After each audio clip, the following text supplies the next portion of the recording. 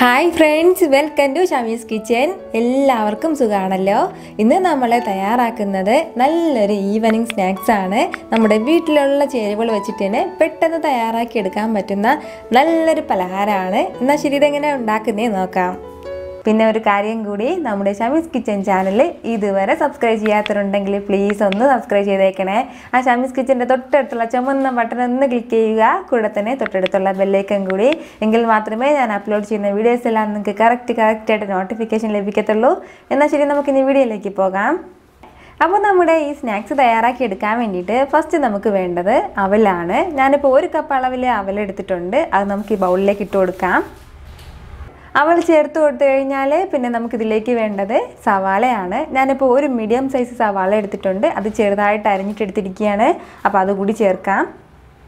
അപ്പോൾ പിന്നെ എരിവിന് വേണ്ടിയിട്ട് പിന്നെ ചേർക്കുന്നത് പച്ചമുളകാണ്. ഒരു 3 പച്ചമുളക് എടുത്തിട്ടുണ്ട്. അത് ചെറുതായിട്ട് അരിഞ്ഞിട്ട് ചേർക്കുകയാണ്. അപ്പോൾ നമുക്ക് എത്രയാണോ എരിവ് അതിനനുസരിച്ച് ചേർത്തേക്കണം. അപ്പോൾ കുട്ടികൾക്കൊക്കെ സ്കൂളിൽ കൊടുത്തയക്കാനാണെന്നുണ്ടെങ്കിൽ അതിനനുസരിച്ചിട്ട് എരിവ് ചേർത്താൽ മതിയാവും. അപ്പോൾ ഈ പച്ചമുളക് ചേർത്ത് കൊടുത്തു കഴിഞ്ഞാൽ പിന്നെ നമുക്കിതിലേക്ക് വേണ്ടത് ജീരകമാണ്. ഞാനിപ്പോൾ 1/2 ടീസ്പൂൺ അളവിൽ ജീരകം എടുത്തിട്ടുണ്ട്. അതുകൂടി ചേർക്കാം. അപ്പോൾ ജീരകത്തിൻ്റെ ടേസ്റ്റ് ഇഷ്ടമില്ല എന്നുണ്ടെങ്കിൽ നമുക്കത് സ്കിപ്പ് ചെയ്യാം, പ്രശ്നമൊന്നുമില്ല.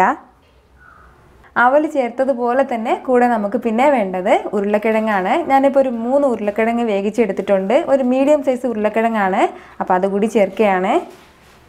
ഇനി വേണ്ടത് തൈരാണ്. ഞാനിപ്പോൾ ഒരു 2 ടേബിൾ സ്പൂൺ അളവിൽ തൈര് എടുത്തിട്ടുണ്ട്. അതുകൂടി ചേർക്കാം.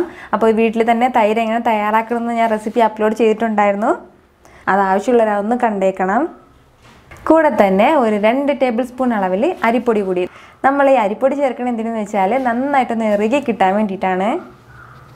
ഇനി കുറച്ച് മല്ലിയില കൂടി. അപ്പോൾ മല്ലിയിലെല്ലാം നമ്മുടെ ടേസ്റ്റിനനുസരിച്ച് ചേർത്താൽ മതിയാവും. ഇപ്പോൾ മല്ലിയില ഒരുപാട് ഇഷ്ടമുള്ളവർക്ക് കുറച്ചുകൂടി ചേർക്കാം. മല്ലിയില കുറച്ച് ഇഷ്ടമുള്ളെങ്കിൽ കുറച്ച് ചേർത്താൽ മതിയാവും. അപ്പോൾ ഇതിലേക്ക് ഇനി നമുക്ക് ചേർക്കാനായിട്ട് ഒരു ഓപ്ഷൻ കൂടിയുണ്ട്. കറിവേപ്പില വേണമെന്നുണ്ടെങ്കിൽ ചേർക്കാം. കറിവേപ്പില നല്ലൊരു ഫ്ലേവർ കിട്ടില്ലേ. അപ്പോൾ അത് ഇഷ്ടമാണെന്നുണ്ടെങ്കിൽ അതുകൂടി ചേർക്കാം. ഞാനിപ്പോൾ ചേർക്കുന്നില്ല.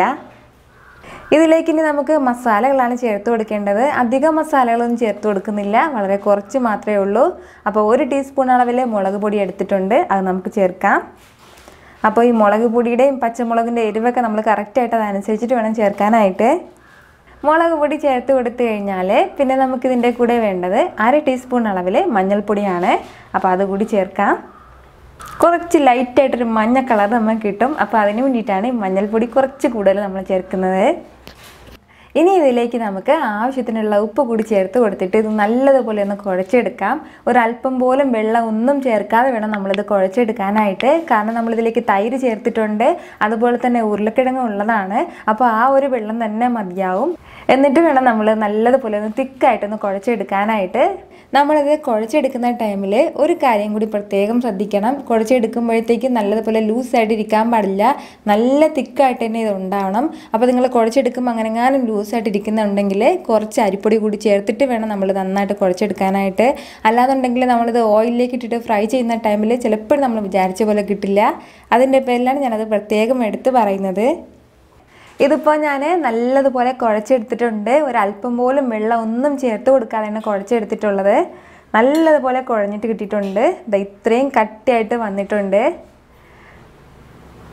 ഈ ഒരു രീതിയിൽ വേണം നമുക്കിത് കിട്ടാനായിട്ട്. അപ്പോൾ ഇനി നമുക്കിത് വേണ്ടത് നന്നായിട്ട് ചെറിയ ബോൾസ് ആയിട്ടൊന്ന് ഉരുട്ടിയെടുക്കുക എന്നുള്ളതാണ്. പക്ഷേ നമ്മളിപ്പോൾ കൈവച്ചിട്ടൊന്ന് ഉരുട്ടിയെടുക്കുമ്പോഴത്തേക്കും കയ്യിലൊക്കെ ഒട്ടിപ്പിടിക്കും. അതിൻ്റെ പേരിൽ കയ്യിലൊരല്പം ഓയിൽ പുരട്ടി കൊടുത്തതിന് ശേഷം വേണം നമ്മളത് ഓരോ ബോൾസായിട്ട് ഉരുട്ടിയെടുക്കാനായിട്ട്. ഇതുപോലെ തന്നെ നമുക്ക് ബാക്കിയുള്ളത് എല്ലാം ഒന്ന് ഉരുട്ടിയെടുക്കാം. ഞാനിപ്പോൾ ഇതുപോലെ എല്ലാം ബോൾസാക്കി എടുത്തിട്ടുണ്ട്. ഇനി നമുക്കിത് ഓയിലിലേക്ക് ഇട്ട് നല്ലതുപോലെ ഒന്ന് ഫ്രൈ ചെയ്തെടുക്കാം. ഓയിൽ ഇപ്പോൾ നന്നായിട്ട് ചൂടായിട്ട് വന്നിട്ടുണ്ട്. ഇനി നമുക്കിതൊന്ന് മീഡിയം ഫ്ലെയിമിൽ വെച്ച് കൊടുക്കാം. അതിനുശേഷം നമ്മുടെ ഓരോ സ്നാക്സ് ആയിട്ട് ഇട്ട് കൊടുത്തിട്ട് നന്നായിട്ടൊന്ന് ഫ്രൈ ചെയ്തെടുക്കാം. നല്ലൊരു ഗോൾഡൻ കളറിൽ വന്നാൽ മാത്രം മതിയാവും. അപ്പോഴത്തേക്ക് നമ്മുടെ സ്നാക്സ് നല്ല സൂപ്പറായിട്ട് റെഡി ആയിട്ടുണ്ടാവും. കാരണം നമ്മളിതിലേക്ക് ചേർത്ത് കൊടുത്തിട്ടുള്ള ഉരുളക്കിഴങ്ങെല്ലാം നന്നായിട്ട് വേവിച്ചിട്ടുള്ളതാണ്. അതിൻ്റെ പേരിൽ വീണ്ടും അത് ഒന്നേന്ന് വേകേണ്ട ആവശ്യമൊന്നുമില്ല.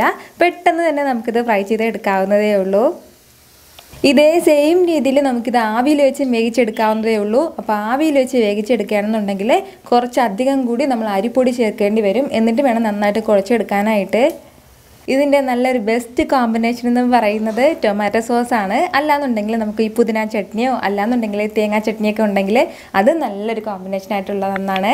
അപ്പോൾ വൈകുന്നേരം ചായക്കൊപ്പം ചടപടേന്ന് നമുക്ക് ഈ സ്നാക്സ് തയ്യാറാക്കാവുന്നതേ ഉള്ളൂ. പുറം ഭാഗം നല്ലൊരു ക്രിസ്പി ആയിട്ടാണ് ഉള്ളത്, അകം നല്ല സോഫ്റ്റ് ആയിട്ടാണ് നമുക്കിത് കിട്ടുന്നത്. അപ്പോൾ ഉറപ്പായിട്ട് നിങ്ങളൊന്ന് ട്രൈ ചെയ്ത് നോക്കണം, നിങ്ങൾക്കിത് നന്നായിട്ട് ഇഷ്ടമാവും.